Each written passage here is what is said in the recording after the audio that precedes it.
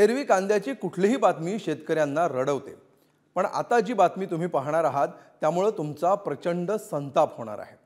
ही बातमी पाहून तुमच्या तळपायाची आग मस्तकाला जाऊ शकते। एकीकडे कांद्याचे पडलेले भाव शेतकऱ्यांना अक्षरशः रडवतायत, तर दुसरीकडे याच कांद्याची तस्करी करून कोट्यवधी रुपये उकळले जात आहेत। शेतकऱ्यांच्या दुःखावरची मलई खाणाऱ्या तस्करीचा पर्दाफाश करणारा पुढारी न्यूजचा हा स्पेशल रिपोर्ट।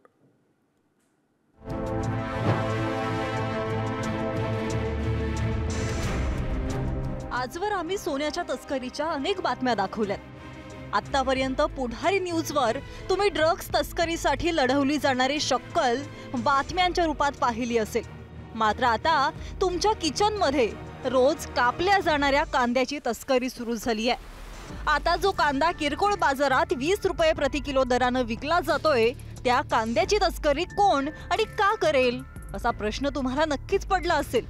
तर त्यामागचं कारण आहे कांद्याच्या दरामधली तफावत। सध्या कांदा उत्पादकांना क्विंटल मागे जेमतेम 1000 रुपये मिळतात, तर याच कांद्याला परदेशात प्रति क्विंटल 10,000चा भाव आहे। जर निर्यात बंदी लागू केली नसती तर कांदा रूपी सोनं परदेशात विकून शेतकऱ्यांची चांदी झाली असती। केंद्र सरकारने कांद्याचे दर नियंत्रणात राहावे यासाठी निर्यात बंदी लागू केली, मात्र शेतकऱ्यांच्या विरोधानंतरही सरकारने कांदा खरेदीची तयारी दाखवली आहे।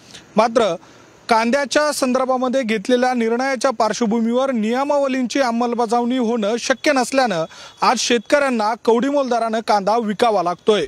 केंद्र सरकारचं निर्यात बंदीचं धोरण आणि शेतकऱ्यांची हतबलता ही संधी साधत काही तस्कर वजा व्यापाऱ्यांनी स्वतःचं उखळ पांढरं करायला सुरुवात केली आहे। भारतातून दुबई, बांगलादेश आणि श्रीलंका या 3 देशात कांद्याची तस्करी सुरू आहे। दररोज 10 ते 12 कंटेनर मधून 300 टन कांद्याची तस्करी होत असल्याचा संशय आहे।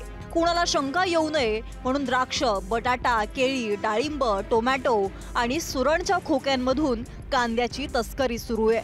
नाशिकच्या मालेगाव, लासलगाव, चांदवड या भागातून कांदा कोल्ड स्टोरेज मध्ये पाठवला जातो। नंतर बंदरावर वेगवेगळ्या फळांच्या किंवा भाज्यांच्या खोक्यांमध्ये कांदा पॅकिंग करून पाठवला जातो। कंटेनर मध्ये कृषी माल भरल्यानंतर तो सील केला जातो, त्यामुळे तस्करांची चालाखी सहज लक्षात येत नाही। कांद्याच्या तस्करीमुळे व्यापाऱ्यांची आणि एजंटची तिजोरी महिन्यापोटी 50 कोटीने भरतीये। शेतकऱ्यांचे हात रिकामे ठेवून तस्करांची धन करण्यात काय हाशील असा प्रश्न शेतकरी संघटना विचारतीये। 30 रुपये 40 रुपये किलो कांदा विकत होता, त्यावेळी कांद्यावर निर्यात बंदी केली, पण आज जर परिस्थिती बघितली तर आज कांदा 7 ते 8 रुपये किलो विकतोय। अशा परिस्थितीमध्ये सुद्धा सरकारने कांद्यावरील निर्यात बंदी हटवली नाही। बाहेरच्या देशांचा जर विचार केला तर बाहेर 100 ते 120 रुपये किलोने कांदा बाहेरच्या देशामध्ये विकतोय। अशी बाहेरच्या देशामध्ये ह्या भावामध्ये कांदा विकत असल्यामुळे कांद्याचे अक्षरशः काही चोरी मार्गाने काही व्यापारी डाळिंबाच्या, द्राक्षाच्या खोक्यांमध्ये पॅक करून कांदा बाहेर तस्करी करतायत।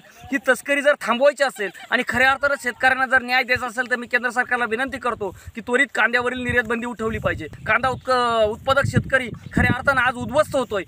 केंद्र सरकारला या माध्यमातून एवढीच विनंती आहे शेतकरी म्हणून की सरकारने त्वरित निर्यात बंदी उठवावी। की भारतामध्ये कांदा 10 रुपयापेक्षा कमी किलोने विकतोय आणि जगाच्या बाजारपेठेमध्ये त्याचा भाव 100 रुपयाच्या वरती गेलेला आहे। म्हणजे कांद्याला सोन्याचे दिवस आहे, परंतु कांद्याचे एवढा चांगला भाव असताना केंद्र सरकारने जी निर्यात बंदी केली त्याचे परिणाम आज शेतकऱ्यांना भोगावे लागत आहे। मतदारांना खुश करण्यासाठी केंद्र सरकारने जी कांद्याची निर्यात बंदी केली ती चुकीची आहे। आमची मागणी अशी, ह्या तस्करांवर कारवाई कराच, त्याचबरोबर आज शेतकऱ्यांच्या पदरात काही पडतंय, जागतिक बाजारपेठेत कांद्याला भाव आहे, तर ही कांद्याची निर्यात बंदी तात्काळ मागे घ्या। याचं कारण केंद्र सरकारचा रेव्हेन्यू पण बुडतो आहे आणि शेतकऱ्यांच्या ताटामध्ये माती सुद्धा कालवण्याचं काम केंद्र सरकारच्या या धोरणामुळे होत आहे। कांद्यावरची निर्यात बंदी उठवण्यात यावी यासाठी राज्यभरातल्या शेतकऱ्यांनी आंदोलनं केली, मात्र सरकारकडून आश्वासनांच्या पलीकडे काहीही मिळालं नाही।